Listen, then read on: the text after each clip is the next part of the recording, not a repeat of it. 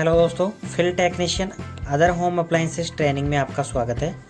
पिछले वीडियो में आपने सीखा था इलेक्ट्रिकल एसेसरीज़, वायरिंग के लिए काम में आने वाली एसेसरीज़ क्या क्या होती हैं और कौन कौन सी एसेसरीज़ कहाँ काम में आती हैं, इसके बारे में। आज के इस वीडियो में हम सीखने वाले हैं फ्यूज़ और सर्किट ब्रेकर्स क्या होते हैं, उनके बारे में ब्रीफली डिटेल से आज सीखने वाले हैं। आज का सेशन है हमारा 21 नंबर का। इससे पहले हमने 20 सेशन कंप्लीट कर लिए हैं। आज का हमारा सेशन 21 है, फ्यूज़ और सर्किट ब्रेकर का। इस सत्र को पूरा करने के बाद में आप निम्न कार्य कर सकेंगे। एक फ्यूज़ के क्या कार्य होते हैं उसकी व्याख्या करना, फ्यूज़ के प्रकारों की व्याख्या करना, एक सर्किट ब्रेकर के कार्यों की व्याख्या करना। ये सारी चीज़ें आज आप इस सत्र को पूरा करने के बाद में सीख सकेंगे। उसके बाद में है फ्यूज़ के कार्य। फ्यूज़ तार एक सामग्री है जिसमें बहुत कम गलनांक होता है। फ्यूज़ का जो तार होता है उसका गलनांक बहुत कम होता है, ताकि जो सर्किट में अत्यधिक करंट प्रभावित हो तो वो गर्म होकर के पिघल जाए और सर्किट को ब्रेक कर दे, आगे करंट प्रवाह नहीं होने दे या करंट प्रवाह को रोक दे। फ्यूज़ आग और अन्य नुकसान को रोक सकता है जब शॉर्ट सर्किट के कारण दुर्घटनाएं होती हैं। तो कोई भी दुर्घटनाएं जो शॉर्ट सर्किट से होती है, अगर वहाँ फ्यूज़ लगा हुआ है तो वो वहाँ पे रुक जाती है या वहाँ पे नुकसान हमारे होते नहीं हैं। उसके बाद में है फ्यूज़ के प्रकार। फ्यूज़ दो प्रकार के होते हैं, कम वोल्टेज यानी लो वोल्टेज फ्यूज़ और हाई वोल्टेज फ्यूज़। कम वोल्टेज फ्यूज़ जो हम वायरिंग के अंदर उपयोग में लेते हैं, कार्टेज फ्यूज़ जिसको हम बोलते हैं। आपके सामने यहाँ पे एक कार्टेज फ्यूज़ दिखाया हुआ है जिसको बोलते हैं सेमी अनक्लोज्ड फ्यूज़, मतलब आधा खुला हुआ। इसको हम आधा खोल, मतलब ऊपर से इसका ढक्कन रहता है, इसको हम हटाने पर ये फ्यूज़ ओपन हो जाता है, खुल जाता है। इसका उपयोग हाउस वायरिंग में और छोटे सर्किट्स में सबसे ज़्यादा इसका उपयोग किया जाता है। और ये पोर्सलिन धातु का बना होता है, इसका बेस जो होता है पोर्सलिन धातु का ही बना होता है। इसमें आने वाले बाहर जाने वाले लाइव फेज तार इसमें आपस में जुड़े होते हैं, आने वाले नीचे से और जाने वाले ऊपर से इसमें कनेक्टेड रहते हैं। उसके बाद में है पूरी तरह से संलग्न या कार्टेज फ्यूज़, इसको बोलते हैं कार्टेज फ्यूज़। फ्यूज़ यह पूरी तरह से कंटेनर के अंदर होता है, जैसे कांच की एक ट्यूब होती है उसके अंदर आपस में जुड़ा होता है। इसके अंदर एक फ्यूज़ होता है, फ्यूज़ वायर, जो ओवरलोड के समय वो फ्यूज़ वायर जल जाता है।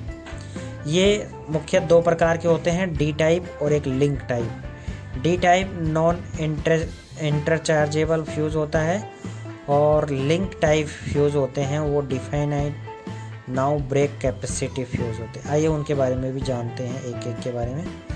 फ्यूज़ के प्रकार, डी प्रकार का फ्यूज़, यह गैर विमीय फ्यूज़ है। इसमें फ्यूज़ में बेस, अडेप्टर रिंग, कारतूस और फ्यूज़ कैप लगा होता है, जैसे अभी आप यहाँ चित्र में देख रहे होंगे। इसके ऊपर कैप लगी हुई होती है। पूरी तरह से जुड़ने पर कारतूस की टिप कंडक्टर को छूती है। दो टर्मिनलों के बीच सर्किट फ्यूज़ लिंक के माध्यम से पूरा होता है। इसके अंदर एक लिंक होता है, वायर होता है, उसकी तरह से ये पूरा होता है। ये मार्केट में 6, 16, 32 और 63 एम्पियर में उपलब्ध है और ये इतने रेटिंग के आते हैं। अब आता है लिंक टाइप फ्यूज़। इन फ्यूज़ में एक निश्चित ज्ञात ब्रेकिंग क्षमता होती है और इसका उपयोग हाई वोल्टेज के लिए किया जाता है। उच्च मान के विद्युत के लिए इसका इस्तेमाल किया जाता है।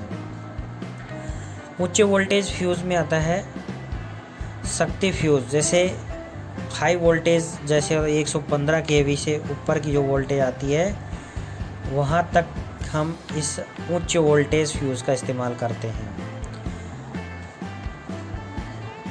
इसका उपयोग बिजली आपूर्ति, नेटवर्क और वितरण उपयोगों के लिए किया जाता है। बिजली की पैरामाइज के लिए इस्तेमाल किए जाने वाले उपकरण, ट्रांसफार्मर की सुरक्षा के लिए उच्च वोल्टेज फ्यूज़ का उपयोग किया जाता है। बड़े बिजली के फ्यूज़ तार चांदी, तांबे और टिन से बने होते हैं, उन्हें हम फ्यूज़ के लिए इस्तेमाल करते हैं। गर्म गैसों को फिर फ्यूज़ के सिरों से बाहर निकाला जाता है। इस तरह के फ्यूज़ को केवल एक बार ही इस्तेमाल किया जा सकता है। अब आता है उसके बाद में सर्किट ब्रेकर। फ्यूज़ के अंदर क्या होता है, वायर जो जल जाता है उसको हमें दोबारा और रिवाइंड करना पड़ता है, फिर उसके बाद में हमारी सप्लाई चालू होती है। एमसीबी के अंदर क्या फ़ायदा है कि हमें इसको ये ट्रिप हो जाती है, और ट्रिप होने के बाद में इसको वापस हम ऑन कर देते हैं तो हमारी सप्लाई चालू हो जाती है। एमसीबी की फुल फॉर्म है मिनिएचर सर्किट ब्रेकर। एक इलेक्ट्रो मैकेनिकल डिवाइस है जो सर्किट्स के ब्रेक करके हमारे सर्किट को शॉर्ट सर्किट और आग से बचाता है। एक विद्युत परिपथ में अतिवर्धी मतलब अधिक करंट आने पर शॉर्ट सर्किट हो जाता है, या अधिक लोड लगाने पर ये सर्किट ऑटोमेटिकली बंद कर देती है सप्लाई को, और आगे सप्लाई नहीं जाने देती है, ये ट्रिप का हो जाती है। इसलिए ये सुरक्षात्मक डिवाइस है जिसका उपयोग हम घरों के अंदर इस्तेमाल करते हैं। एमसीबी कितने प्रकार की होती है? एमसीबी कई प्रकार की होती है, जैसे बी टाइप, सी, डी, के और जेड टाइप की। हम एक एक के एमसीबी के बारे में जानते हैं कि कौन कौन सी एमसीबी की क्या रेटिंग होती है और उसको कितने लोड तक इस्तेमाल किया जा सकता है। सबसे पहले आता है सर्किट ब्रेकर्स में बी टाइप की एमसीबी। आपको ये दिखाई दे रही होगी बी टाइप की एमसीबी जो है, बी इस पे लिखा होता है बी टाइप की एमसीबी के ऊपर, और इसकी ट्रिपिंग करंट होती है इसके मान से 3 से 5 गुना ऑफ फुल लोड करंट का 3 से 5 गुना अधिक करंट। और इसका ऑपरेट होने का समय है 0.04 से 13 सेकंड तक।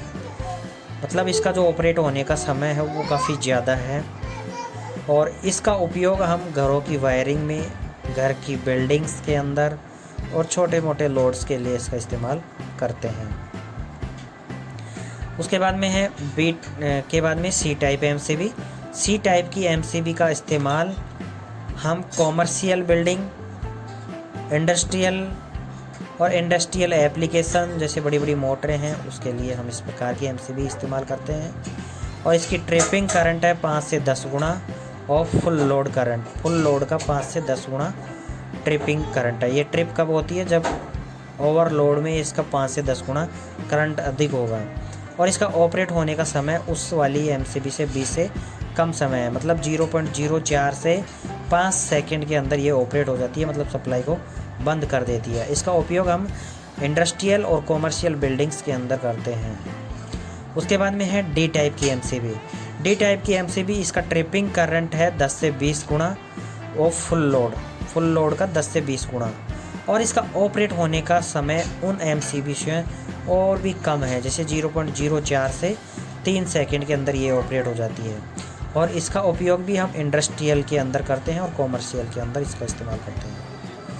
उसके बाद में है के टाइप एमसीबी। के टाइप की एमसीबी जो होती है उसका ट्रिपिंग करंट होता है 5 से 12 गुना, और फुल लोड करंट का 5 से 12 गुना। और इसका ऑपरेट होने का समय 1 सेकंड से भी कम समय है, मतलब ये काफ़ी सेंसिटिव होती है। इसका समय का ऑपरेट होने का समय बिल्कुल और एमसीबीओ से बिल्कुल कम है।